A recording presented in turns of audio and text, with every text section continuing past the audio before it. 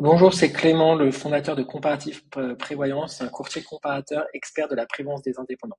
Aujourd'hui, je vous parle de la prévoyance d'AJP. Donc, qu'est-ce qu'il faut savoir sur ce contrat? C'est un des contrats qui est les plus distribués sur le marché des indépendants. C'est un des acteurs historiques sur ce marché. Donc, c'est un contrat que j'ai souhaité vraiment étudier dans le détail, même si c'est un contrat que je peux pas distribuer parce qu'en tant que courtier, on n'a pas la possibilité de distribuer les contrats d'AJP. Pour le faire, il faut absolument être agent AXA. En fait, il y a une exclusivité, il y a une clause d'exclusivité qui fait qu'un courtier ne peut pas distribuer du AJP et qu'un agent AXA AJP ne peut distribuer que du AJP. Donc c'est à la fois une force et une faiblesse, on va le voir juste après. Donc globalement sur ce contrat, c'est un bon contrat. Il contient les garanties classiques d'une prévoyance. Il y a pas de, si vous avez ce contrat, il n'y a pas de grosses red flag comme on dit. C'est un contrat qui reste très compétitif et très bon sur le marché. Cependant, dans cette vidéo, je vais vous parler un peu des choses dont l'agent vous parle pas forcément, des petits détails. Donc, qu'est-ce qu'il faut savoir? Déjà, il faut savoir que comme les contrats JP sont distribués par des agents AXA, ceux-ci n'ont pas la possibilité, si jamais pour une raison X ou Y, le contrat ne vous convient pas parce qu'il y a une petite clause qui va pas dans le contrat JP, il n'a pas la possibilité de vous le dire parce qu'en fait, il n'a pas d'autres contrats à vous proposer. Donc, c'est quelque chose que moi, en tant que courtier, je trouve particulièrement agréable. C'est si le contrat Swiss Life ne convient pas parce que vous avez un projet bébé, je vais plutôt vous proposer du contrat abeille. Chez AJP, l'agent AXA, il n'a pas la possibilité de faire ça. Tout simplement parce qu'il n'a pas d'autres contrats à vous proposer. L'autre chose qu'il faut savoir, c'est qu'un agent AXA, quand il a un nouveau client, il est un peu dans l'obligation de vendre plusieurs contrats. Il ne va pas essayer de vous vendre uniquement la prévoyance, il va vous essayer de vous vendre la prévoyance, la mutuelle, le PER. Donc pourquoi pas? La seule chose, c'est que moi, l'expérience m'a montré que dans la plupart des cas, c'est pas forcément le meilleur choix d'avoir à la fois mutuelle et prévoyance chez le même assureur. Alors certes, ça simplifie un peu le côté administratif, mais souvent, un assureur qui est compétitif sur la prévoyance n'est pas forcément sur la mutuelle et inversement. Et surtout, il faut éviter de prendre mutuelle et prévoyance chez le même assureur, car ça donne accès à l'assureur à tout votre dossier de santé. Parce que quand vous consommez sur votre mutuelle, ça donne des données à l'assureur qui, en cas des années plus tard, en cas de conflit lié à la prévoyance, pourrait être réutilisé contre vous. Donc ça, c'est pas une règle qui est spécifique à JP, c'est une règle globale. C'est que moi, je considère qu'il faut vraiment séparer les contrats et prendre la prévoyance chez un assureur et la mutuelle chez un autre assureur. Et de la même façon, je conseille de prendre l'assurance de prêt chez un autre assureur, de vraiment essayer de diversifier ses risques. Un autre point, c'est que à JP, c'est cher. Donc moi, je suis comparateur spécialiste de la prévoyance, donc des comparatifs, j'en fais toute la journée. Et souvent, on me contacte en me disant, bah voilà, j'ai un devis à JP, pouvez-vous le comparer? Et je remarque que c'est des contrats qui sont certes très bien, comme je l'ai dit en début de vidéo, mais qui sont extrêmement chers. Souvent, les gens s'en rendent pas forcément compte parce que pour les créateurs, il y a des promotions de 30, 40, 50% les premières années.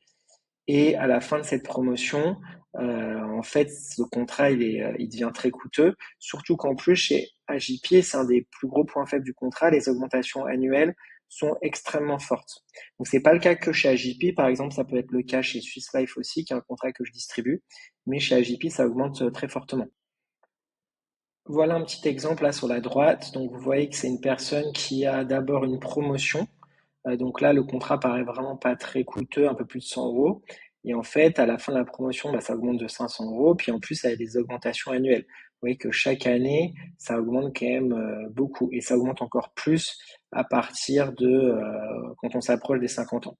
Donc ça, c'est un conseil que je vous donne, c'est que c'est vraiment important de regarder comment évoluent les cotisations et de regarder ce qui se passe après l'application de la réduction.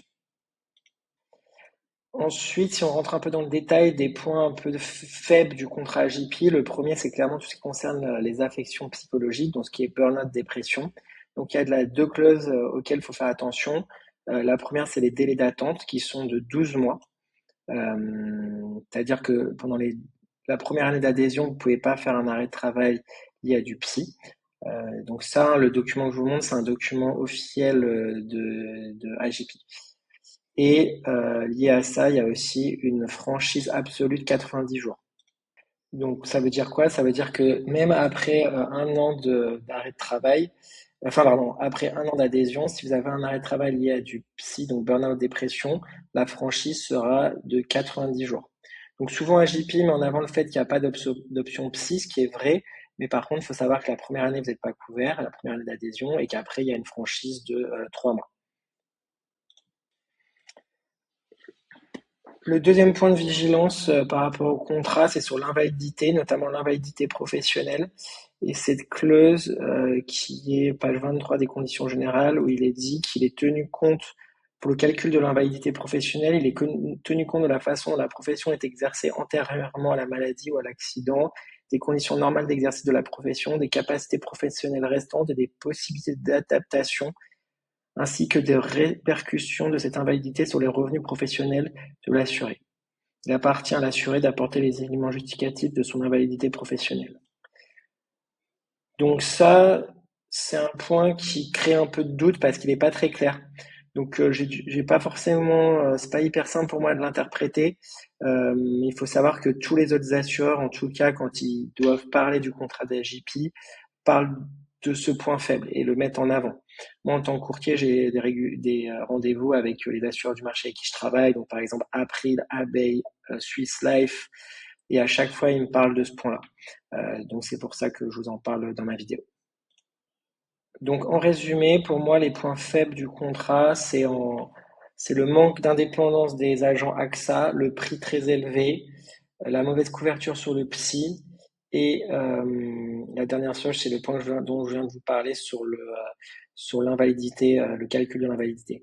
Après, dans les points qui sont les points forts du contrat, il y a sur le dos, il n'y a pas d'exclusion particulière, il n'y a pas besoin de prendre d'options. Donc ça, il y a souvent des contrats où il faut prendre des options dos, donc ça c'est clairement un point fort. Euh, Après, il y a aussi le forfait maternité. Donc ça, il n'y a pas beaucoup de contrats qui proposent un forfait maternité, c'est le cas d'AJP. Donc ça, c'est aussi un point fort. Et globalement, comme je le disais, toutes les garanties classiques sont là et ça reste un acteur sérieux sur ce marché. C'est juste que c'est un peu cher, quoi. Voilà pour ce test. J'espère que vous avez plus d'éléments. En tout cas, je vous recommande d'au moins comparer avec d'autres assureurs qui sont leaders sur ce marché. Donc, n'hésitez pas à faire une demande de devis sur notre site. On vous enverra les devis des concurrents d'AJP que sont Abeille, Swiss Life. Swiss Life, c'est peut-être le plus gros concurrent d'AJP, hein. Vous pouvez voir que d'ailleurs, ils ont fait un document spécifiquement pour comparer les deux contrats. Voilà, vous pouvez voir là, c'est un document AJP qui explique les différences entre AJP et Swiss Life. Donc ça prouve bien que pour AJP, Swiss Life est un des plus gros concurrents. Donc voilà, moi ce que je vous propose, c'est de comparer le devis AJP avec ce qui se fait sur le marché. Swiss Life, Abeille, April, qui sont les leaders avec AJP sur ce marché. Voilà, n'hésitez pas donc à aller sur le site Comparatif Prévoyance, à remplir le formulaire. Et si vous pourrez ensuite, à la fin du formulaire, prendre rendez-vous avec moi. Et ensuite, on vous enverra des devis.